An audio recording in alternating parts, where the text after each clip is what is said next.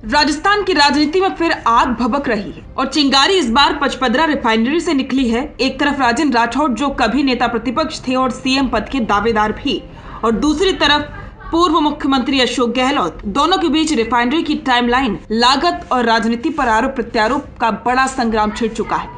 लेकिन कहानी सिर्फ इतनी नहीं है, इसमें वो सब कुछ है जो राजनीति को दिलचस्प बनाता है। पुरानी दुश्मनियां, भीतरघात के आरोप, चुनावी रणनीतियां और सत्ता के होड़। चलिए शुरू करते हैं। राजेंद्र राठौड़ ने अशोक गहलोत की एक पोस्ट पर तीखा रिपोस्ट करते हुए कहा कि रिफाइनरी पर राजनीति करने से पहले गहलोत जी अपना इतिहास देखें। गहलोत ने कहा था कि निवेशकों को भूखंड आवंटन शुरू हुआ, लेकिन उत्पादन कब शुरू होगा? और बस यहीं से शुरू होती है असली कहानी। राठौड़ ने याद दिलाया कि 2013 में चुनाव से ठीक पहले आचार संहिता लगने से कुछ ही दिन पहले बिना बजट, बिना पर्यावरण स्वीकृति, सिर्फ और सिर्फ चुनावी फायदा लेने के लिए सोनिया गांधी से रिफाइनरी का शिलान्यास करवा दिया गया। रुकिए और जरा ध्यान से सुनिए। क्या आप हमारी इन खबरों से अपने व्यापार को भी बढ़ाना चाहते हैं? तो आप भी खबरों के दौरान इस तरह के एलिमेंट्स पर अपना विज्ञापन दे सकते हैं, या फिर ऐसे खबर के 1 मिनट बाद अपना पूरा विज्ञापन डलवाएं, जो कि 8 लाख से ज्यादा सब्सक्राइबर्स और फॉलोअर्स वाले द फैक्ट इंडिया चैनल्स और पेजेस से राजस्थान के कोने कोने में पहुंचेगा, और इससे आपका व्यापार, ब्रांड, सब कुछ बढ़ेगा। राठौड़ के शब्दों में शिलान्यास एक राजनीतिक ड्रामा था जिसकी जमीन पर कोई आधार नहीं था। राठौड़ कहते हैं कि गहलोत सरकार के समय बार बार रिटेंडरिंग होती रही, बार बार निर्णय बदलना, उपकरणों की समय पर व्यवस्था न कर पाना, इसी अव्यवस्था ने प्रोजेक्ट को सालों पीछे धकेल दिया। और अब जब भाजपा सरकार ने फास्ट ट्रैक मोड में प्रोजेक्ट को आगे बढ़ाया है तो गहलोत को विकास दिखाई नहीं दे रहा है। राठौड़ का दावा है कि 13 रिफाइनरी और पेट्रोकैम्प यूनिट्स में से 9 का 96% काम पूरा हो चुका है। 4 में काम तेज गति से चल रहा है। कुल मिलाकर 90.1% निर्माण कार्य पूरा हो चुका है। राठौड़ यही नहीं रुके, उन्होंने कहा कि दिसंबर 2025 में मंदड़ा पोर्ट पर क्रूड ऑयल लाया जा रहा है। इससे बड़ा सबूत क्या होगा कि सरकार काम कर रही है, ट्वीट नहीं।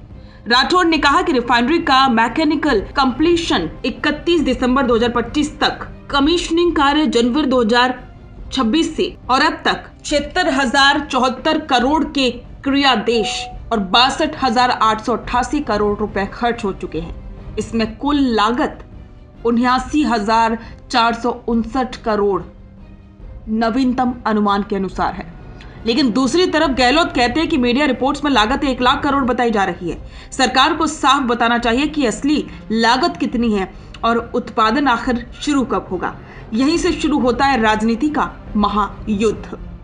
राठौड़ ने याद दिलाया कि जब वो 2023 में रिफाइनरी का दौरा करने गए थे तो प्रशासन ने उन्हें 31 दिसंबर 2024 की डेडलाइन दी थी। भाजपा सरकार ने इसे अगस्त 2025 तक बढ़ाकर घोषित किया था, लेकिन अब चुप्पी छाई हुई है। इसी चुप्पी को लेकर राठौड़ ने फिर से सवाल उठाए हैं। राजेंद्र राठौड़ भले ही आज भाजपा का चेहरा है, लेकिन प्रदेश की राजनीति में उनका संघर्ष किसी फिल्मी स्क्रिप्ट से कम नहीं है। एक समय जब वो नेता प्रतिपक्ष थे और बड़े चेहरे और मुख्यमंत्री पद के प्रबल दावेदार भी, लेकिन फिर 2023 का चुनाव आया और राठौड़ खुद अपनी सीट नहीं बचा पाए। राजनीतिक गलियारों में चर्चा गर्म रही कि उन्हें हरवाने में उनकी पार्टी के कुछ बड़े नेताओं का हाथ था, और सबसे बड़ा नाम वसुंधरा राजे। कहा गया कि बीजेपी के भीतर ही सीएम की दौड़ में राठौड़ का रास्ता रोका गया। कुछ नेताओं को डर था कि अगर राठौड़ जीत गए तो उनकी दावेदारी मजबूत हो जाएगी, यानी कि रिफाइनरी की लड़ाई के पीछे सिर्फ कांग्रेस बनाम भाजपा नहीं, भाजपा की इन हाउस राजनीति भी छुपी है। राठौड़ आज जो आक्रामक रुख दिखा रहे हैं वो सिर्फ गहलोत के खिलाफ नहीं लगता, बल्कि अपने राजनीतिक वजूद को फिर से स्थापित करने की कोशिश भी है। राठौड़ एक बार फिर राजनीतिक केंद्र में लौटना चाहते हैं, और रिफाइनरी इस समय राजस्थान की सबसे बड़ी विकास परियोजना है, जिसे लेकर सवाल उठाना राजनीतिक रूप से सबसे प्रभावी हथियार है। बिजनेस अच्छा हो सकता है, लेकिन अगर नाम नहीं दिखा तो पहचान कैसे बनेगी? अब टेंशन छोड़िए, द फैक्ट इंडिया आपके बिजनेस को देगा वो पहचान जो पूरे राजस्थान में हर किसी तक पहुंचे। न्यूज चैनल पर विज्ञापन, पॉडकास्ट और प्रमोशन के जरिए आप सीधे 5 लाख सब्सक्राइबर और 10 करोड़ से ज्यादा व्यूज तक अपनी पहुंच बना सकते हैं। तो देर किस बात की, आज ही द फैक्ट इंडिया से जुड़िए और अपने बिजनेस को बनाइए हर घर का नाम।